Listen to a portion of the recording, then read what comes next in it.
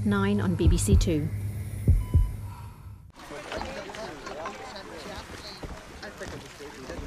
A US diplomat murdered in London. The FBI and the embassy want answers. Silent witness in half an hour.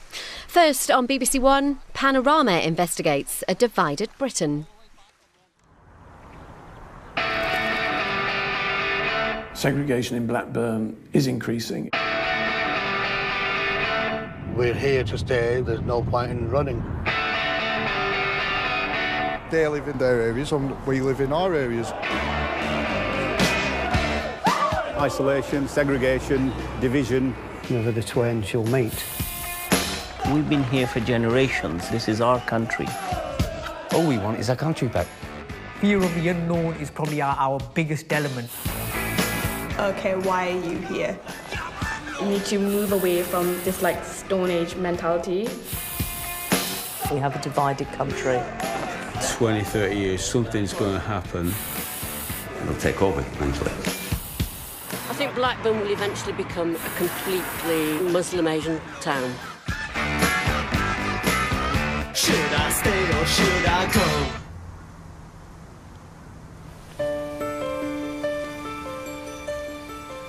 Blackburn, Lancashire.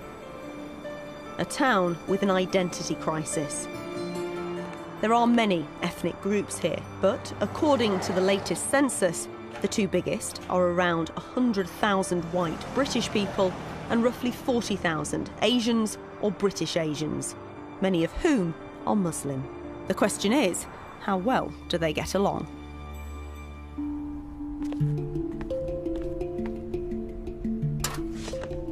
Ten years ago, Panorama made a programme in Blackburn posing that very question.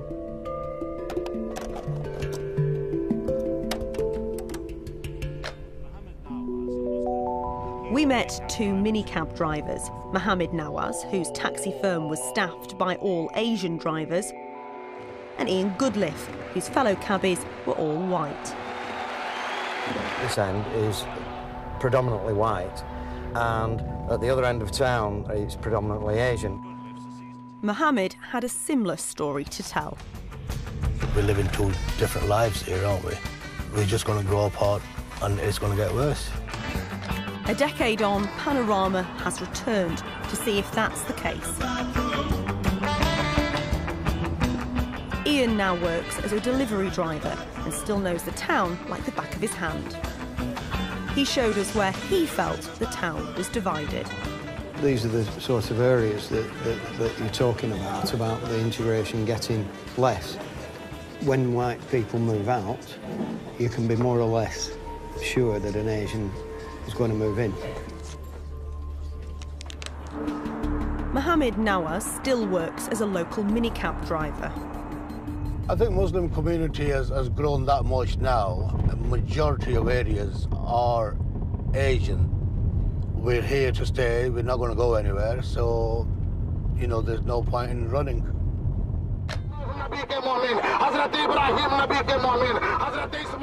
10 years ago, we filmed a religious parade in the mainly Muslim Asian area, Whalley Range.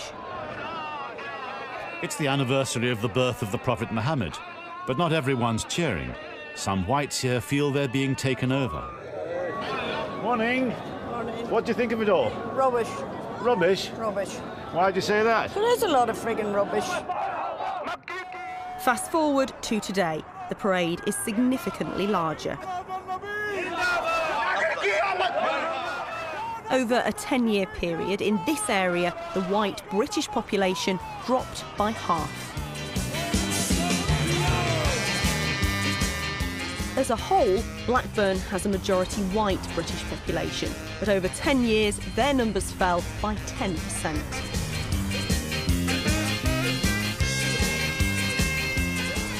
Ian Goodliff's pub, the Beehive, is on the outskirts of Mill Hill, an area which is almost exclusively white. So, do the locals still fear a growing Muslim Asian population? I don't particularly have any fear whatsoever of either community, but a lot of people do.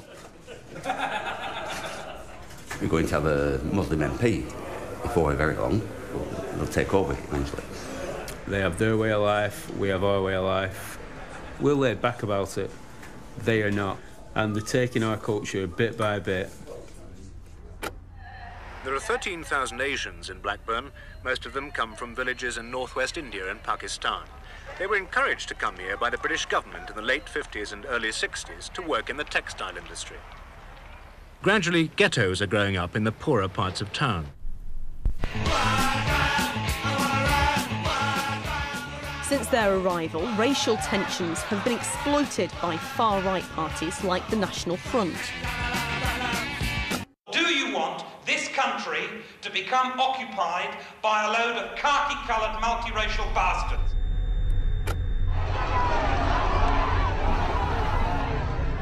Far-right provocation was blamed for some of the violence that engulfed northern towns surrounding Blackburn in 2001. The worst race riots for a generation.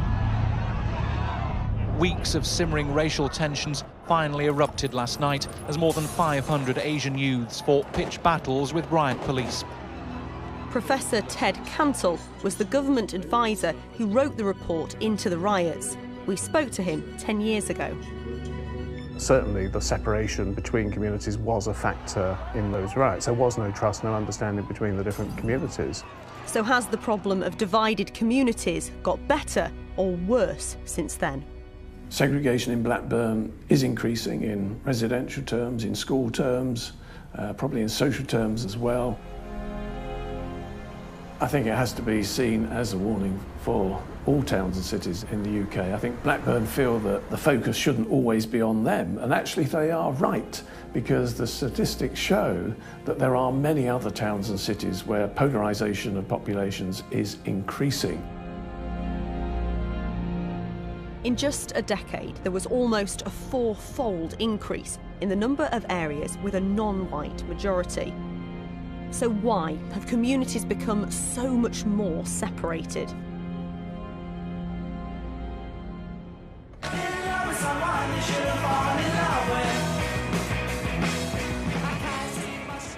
Ten years ago, Jaffer Hussain was a student at Blackburn College. He told us that walking through the Muslim Asian area with a white female friend was met with hostility.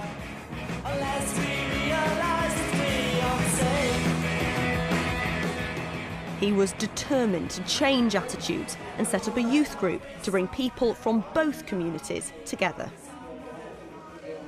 So what percentage of young people in Blackburn would you say actually mix outside of school or college in a percentage? Like 10%. So 10%. So what's your views on kind of having a relationship with someone who's not the same culture as you? What would your parents think? My mum would be more lenient with me, but then I feel like another part of my family would just be more, you shouldn't do that, you should stick to your own culture, your own religion, it's better, it fits into the family more. It's just everybody's still the same, that you need to move away from this like Stone Age mentality. So if you were, Kira, if you were to bring home a Asian boyfriend? Probably wouldn't go down too well. Okay, that fear of the unknown can only be broken down once you start to get to know people. Underneath the surface, we're very, very similar. We're facing the same poverty levels, we're facing the same deprivation levels, we're facing the same employment issues. And so we really need to get past this fear of the unknown. 10 years ago, Gulistan Khan attempted to confront this fear head-on by deliberately moving his young family from Whalley Range to a predominantly white part of Blackburn. Yeah, is there? I do know how it goes, you know, Shadadi. He introduced himself to his neighbours, but didn't feel welcome. I find that they'd walk past me without even acknowledging that you were there. So I don't know, I find that a little odd. Since then, many of Gulistan's white neighbours have moved out of the area. And over the last decade, he believes that attitudes towards British Muslims have changed dramatically. Arrested on suspicion of terror offences. We're live in Blackburn this morning where all are described as Asian. It has a huge impact on the Muslims.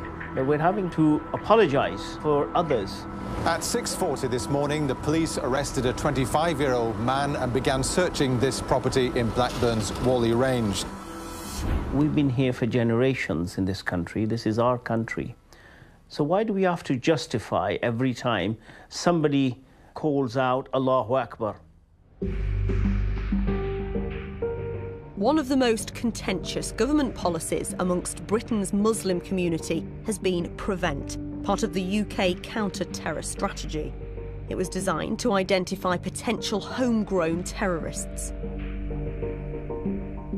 Until he retired, Commander Dal Babu was the highest-ranking Muslim officer at the Metropolitan Police. People have called it a toxic brand. If you put toxic brand into Google, the first thing that comes up is the government's Prevent strategy. It used to be Donald Trump. So something has gone very, very wrong. Gulistan says that members of his community resent being under suspicion. If you're under the microscope and Home Office sees you as the culprits, it's not a good idea. But Home Office could really do more in terms of education and asking directly at ground level what the problem is. How can they help? I've called for some time now to have an independent review of Prevent, but there just seems to be an absolute resistance to that from successive governments. Gulistan believes that the negative portrayal of Muslims by the media has had a significant impact on shaping attitudes towards his community. They're portraying Islam or Muslims as a bunch of terrorists. In 2011, the far-right English Defence League staged one of its biggest ever protests. 2,000 people marched through Blackburn town centre.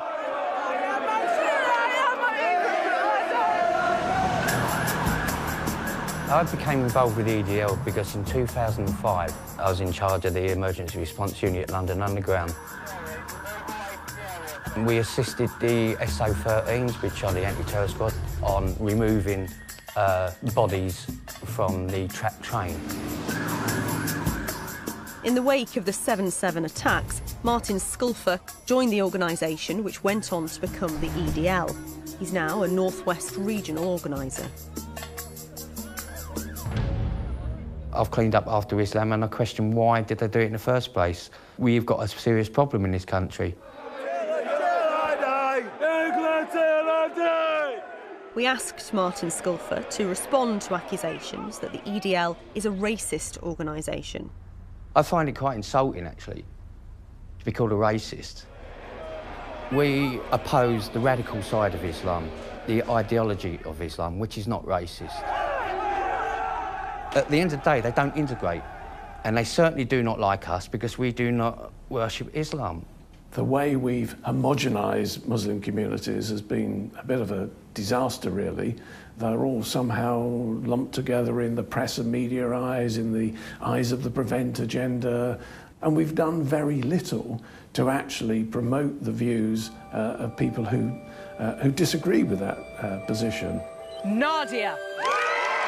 Nadia Hussain winning the Bake Off competition probably has done more for Muslim-British relations than 10 years of government policy.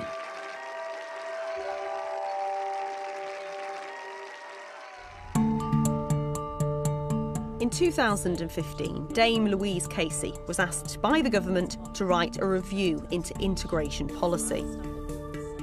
We are living with the consequences of not managing migration and immigration effectively.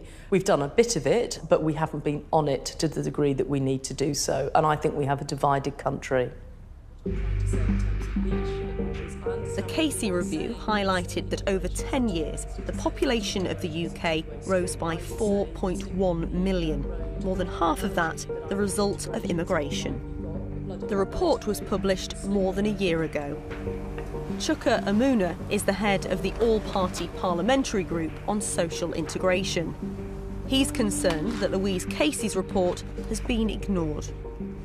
It's definitely been put on the shelf in the too difficult, too hot to handle box. But the longer we park this, the more dangerous the atmosphere and environment will become. More than a year later, Louise Casey still hasn't had a response from the government. I am disappointed, which is why I think it's really good that Panorama is raising these issues again. They're not only around Blackburn, these are national issues that we ought to be able to talk about. Over the last decade, the issue that Blackburn's white British community has found hardest to talk about is the very visible social and demographic change taking place here. As non-drinking Muslims have moved into new areas of Blackburn, one after another, local pubs have closed down altogether.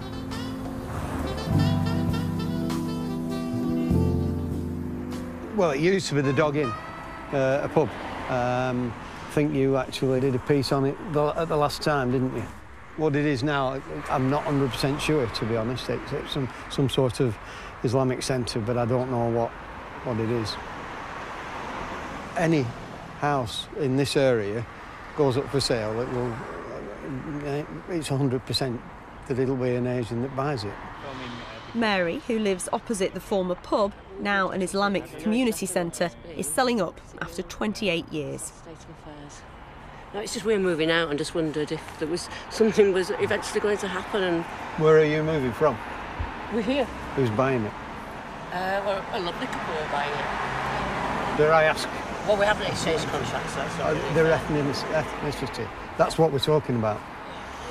Yeah, they are, but it's... They're Asian. It's a state of this that just gets us down. English isn't a common language, unfortunately. We have really lovely neighbours. But, yeah, I feel like we feel very, very uncomfortable. I think we stuck it out as long as we could do. I think Blackburn will eventually become virtually a completely Muslim Asian town. And the thing is, it seems to have been like, it's been quite rapid. And I think that's what I think frightens you a little bit.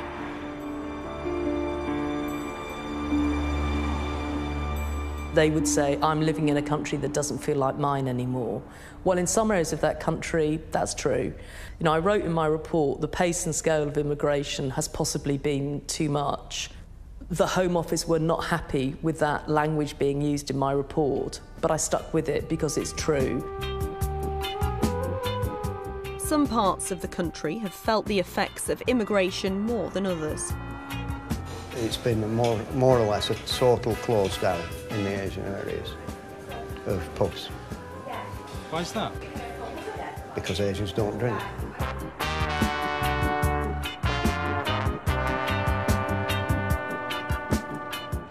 The nightclubs had shut and a lot of the pubs had shut. There's nothing going on. It's become, you know, like the specials said, a ghost town. This town is coming like a ghost town. All the clubs are being closed down.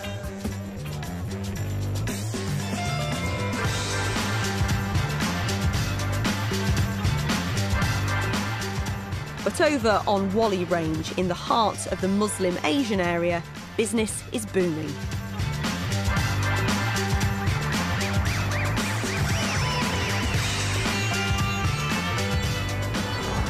Arif Master opened his traditional spiced tea shop 3 months ago.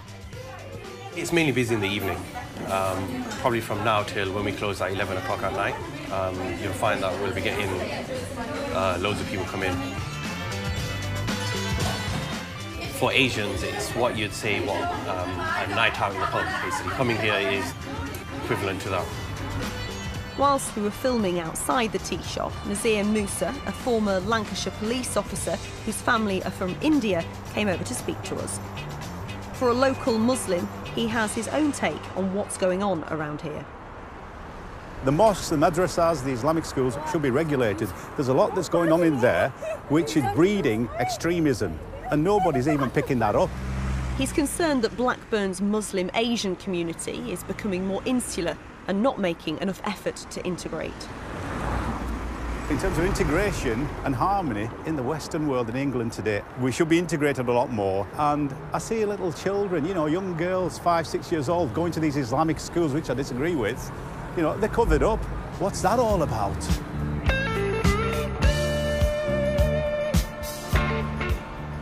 There are currently almost 2 million children from different religions being educated at state-funded faith schools in England, and an unknown number at unregistered faith schools. Experts fear they are a big obstacle to integration. I think the segregation of schools is the most difficult problem we face. Ironically, it's probably about the easiest to fix because the reason we have segregated schools is because of public policy. When faith schools were first established, they were allowed to determine their own admissions policy. In 2010, that changed. The government decided that no new faith school could have more than 50% of its intake from any one faith. The problem is that we have thousands of existing faith schools who are not adopting that policy and are ignoring the spirit of the legislation entirely. 10 years ago, Gulistan Khan sent his children to the local school to give them an opportunity to mix. Go boys. If the government isn't mixing them at an early stage, how can you expect people to then mix when they grow up? I remember when I was at school, we used to be ferried from one end to the other to go to school. Why can't that be done now? Why can't the government mix them on a proportional basis in schools? A school trip to meet strangers. But these children aren't off on a journey to France or to Germany. They're going to meet each other. In the original programme, Panorama filmed with Anjum Anwar. She led a groundbreaking initiative to bring local school children together.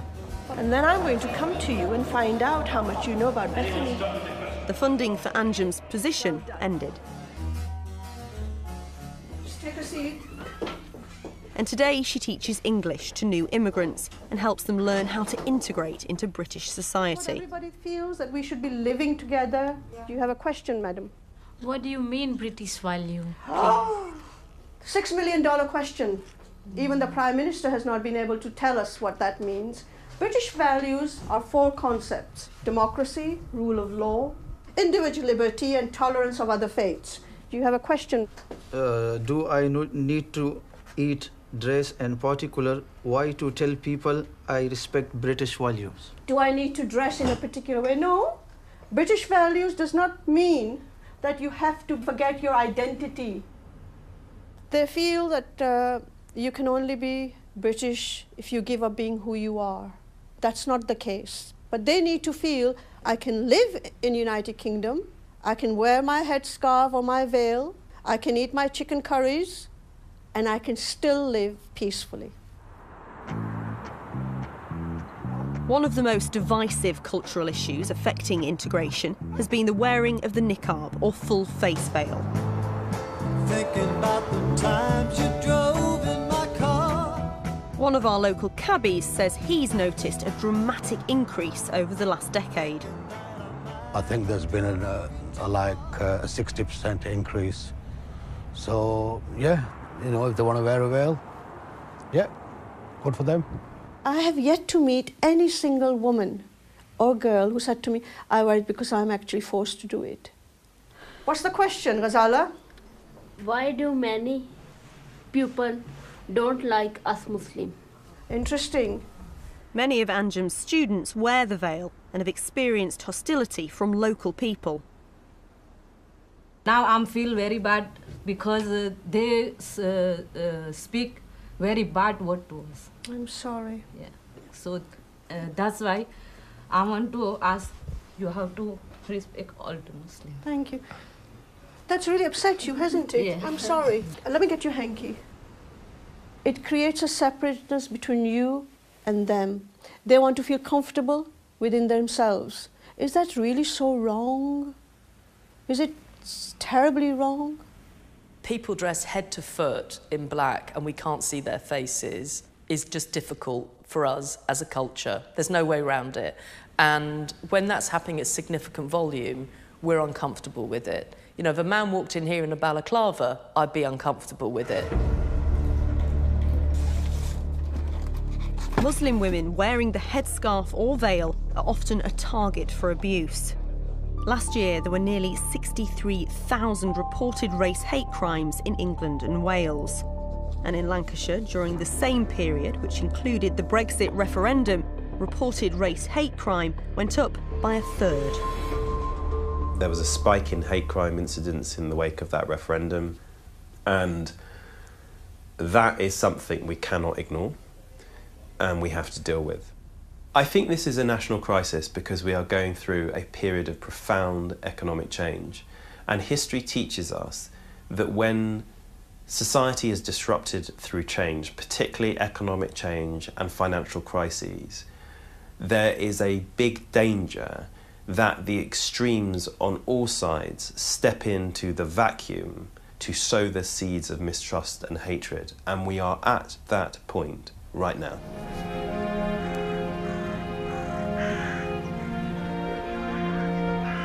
If lack of integration is a national crisis, what's to be done about it?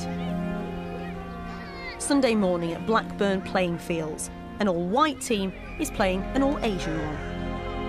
For children and parents alike, it's one of the few opportunities they have to interact. Come on, yellows, keep going!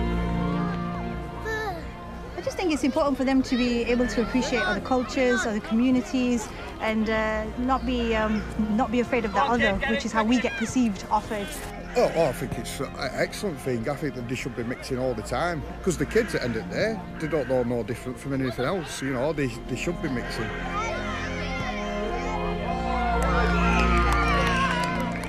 There have been more bridge building activities between communities, more attempts at socialisation, playing sport together. Unfortunately, nowhere near enough. So we do have to, in my view, reset the relationship with Muslim communities. And there seems to be little attempt to tackle that issue. The government declined to be interviewed for this programme.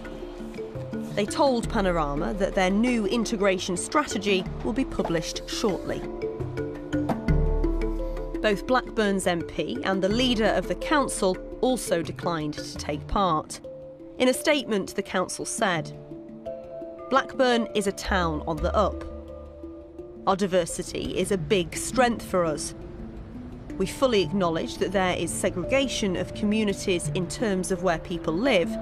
Building links between communities continues to be a priority."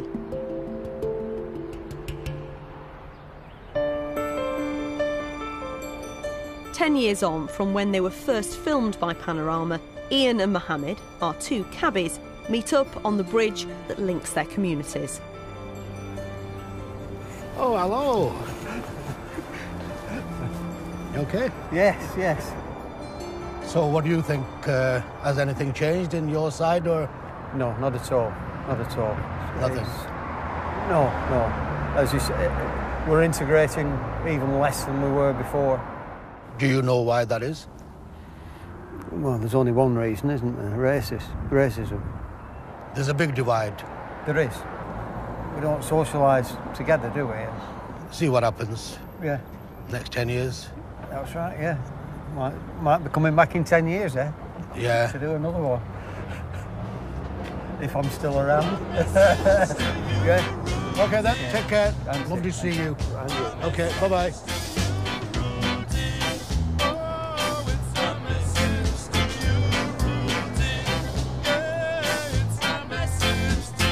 Pioneering surgery over on BBC Two now, following clinical trials with surgeons at the edge of life.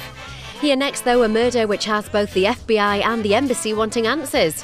Meanwhile, things are looking up for Nikki in Silent Witness.